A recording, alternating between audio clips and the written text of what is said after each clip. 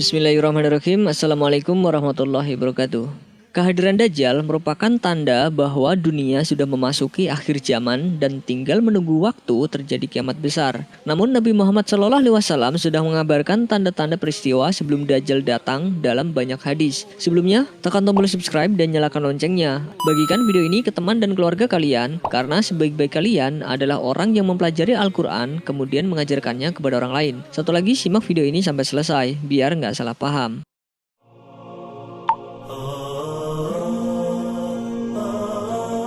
Sebelum Dajjal muncul, banyak terjadi peperangan yang dimenangkan oleh kaum muslimin melawan bangsa Romawi dan kaum Nasrani. Seperti yang diriwayatkan oleh Nafi bin Utbah bin Abu Waqqas radhiyallahu anhu bahwa Rasulullah SAW bersabda, "Kalian akan memerangi jazirah Arab sehingga Allah memenangkan kalian atasnya. Kemudian kalian memerangi Persia sehingga Allah memenangkan kalian atasnya. Kemudian kalian memerangi Romawi sehingga Allah memenangkan kalian atasnya. Kemudian kalian memerangi Dajjal sehingga Allah memenangkan kalian atasnya." Hadis riwayat Muslim.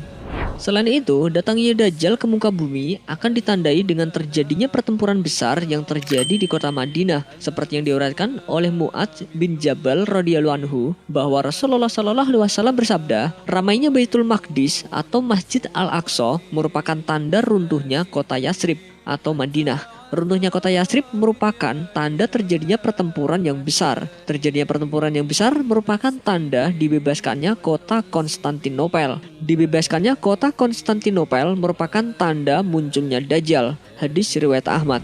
Diriwayatkan dari Rasyid bin Sa'ad, ia berkata, "Ketika kota Persepolis ditaklukkan, maka ada seseorang yang berseru, 'Ketahuilah sesungguhnya Dajjal telah muncul ke dunia.' Maka So'ab bin Jatsamah menemui orang-orang tersebut dan mengatakan, 'Kalau bukan karena ucapan kalian, tentu saya akan mengabarkan bahwa saya telah mendengar Rasulullah SAW bersabda, Dajjal tidak akan muncul sampai manusia melupakannya, dan para imam di atas mimbar-mimbar tidak mengingatkannya.' Hadis riwayat Ahmad.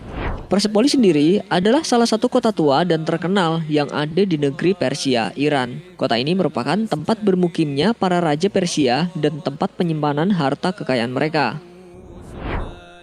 Dajjal adalah fitnah terbesar bagi umat manusia, sehingga kita dianjurkan untuk berdoa kepada Allah agar terbebas dari fitnah Dajjal. Sebelum Dajjal muncul, juga ada beberapa fenomena alam yang terjadi, seperti yang diterangkan dalam beberapa hadis Nabi Muhammad SAW. Diriwayatkan dari Abu Umamah Al-Bahili radhiyallahu anhu bahwa Rasulullah SAW bersabda, "Sesungguhnya sebelum munculnya Dajjal ada tempo 3 tahun yang sangat sulit, di mana pada waktu itu manusia akan ditimpa kelaparan yang hebat. Allah memerintahkan kepada langit pada tahun pertama untuk menahan 1/3 dari hujannya, dan memerintahkan kepada bumi untuk menahan 1/3 dari tanamannya.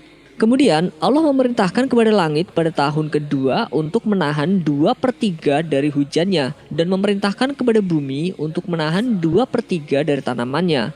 Kemudian pada tahun ketiga Allah memerintahkan kepada langit untuk menahan semua air hujannya, lalu ia tidak meneteskan setitik air pun, dan memerintahkan bumi agar menahan seluruh tanamannya. Maka setelah itu tidak tumbuh satu tanaman hijau pun, dan semua pohon akan mati kecuali yang dikehendaki Allah untuk tidak mati." Ada sahabat yang bertanya, dengan apa manusia akan hidup pada saat itu? Beliau menjawab, tahlil, takbir, dan tahmid merupakan pengganti makanan bagi mereka. Hadis riwayat Ibnu Majah. Wallahu a'lam bishawab. Wassalamualaikum warahmatullahi wabarakatuh.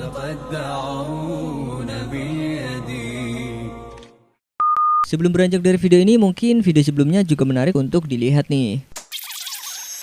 Allah Subhanahu wa Ta'ala merupakan zat yang maha penyayang.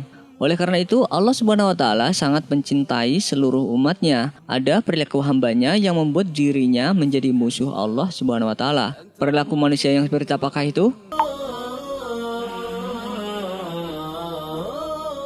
Seperti yang disebutkan dalam hadis dari Abu Hurairah radhiyallahu anhu dari Rasulullah SAW bersabda, Allah Ta'ala berfirman, "Ada 3 jenis orang yang aku merupakan musuh mereka pada hari kiamat. Seseorang yang bersumpah atas namaku lalu mengingkarinya. seseorang yang menjual orang merdeka lalu memakan uang dari harganya, dan seseorang yang mempekerjakan pekerja kemudian pekerja itu menyelesaikan pekerjaannya namun tidak membayar upahnya. Hadis riwayat Bukhari.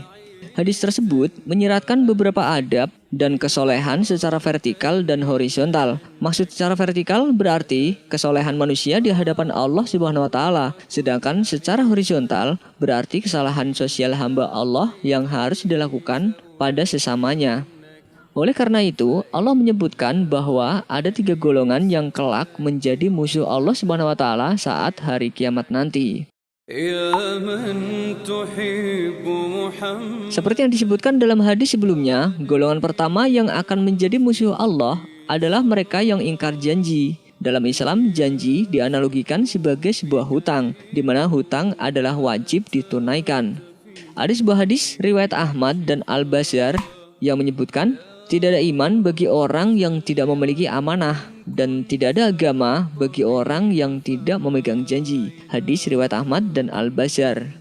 Bahkan secara tidak langsung orang yang mengingkari janjinya termasuk dalam kategori orang munafik. Beberapa ciri orang munafik diantaranya yaitu pendusta, pengingkar janji, dan pengkhianat. Hal ini juga diperkuat dalam Al-Quran surat An-Nisa ayat 58 yang berbunyi, sesungguhnya Allah menyuruh kamu menyampaikan amanat kepada orang yang berhak menerimanya, dan menyuruh kamu apabila menetapkan hukum di antara manusia supaya kamu menetapkan dengan adil. Quran surat An-Nisa ayat 58.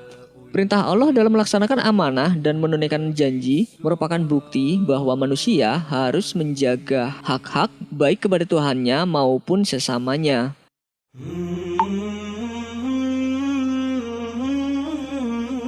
Selanjutnya, golongan kedua yang akan menjadi musuh Allah yaitu orang yang menjual orang yang kemudian menikmati hasil penjualannya tersebut. Hal ini mengingatkan kita kembali ke alam perbudakan yang sering terjadi pada zaman jahiliyah, di mana budak perempuan sering diperdagangkan dengan harga murah. Bahkan tidak sedikit dari mereka yang dipaksa melacurkan diri oleh para majikannya.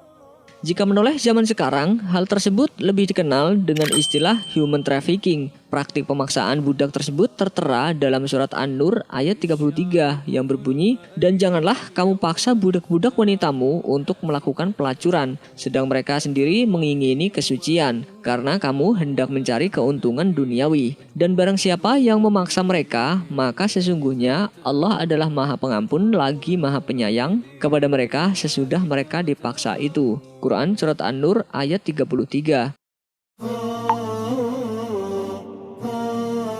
Golongan terakhir yang menjadi musuh Allah kelak adalah seorang atasan yang tidak menunaikan kewajiban untuk membayar bawahannya. Islam tidak hanya menempatkan bekerja sebagai hak, tetapi juga kewajiban. Oleh karena itu, para pekerja berhak mendapatkan upah.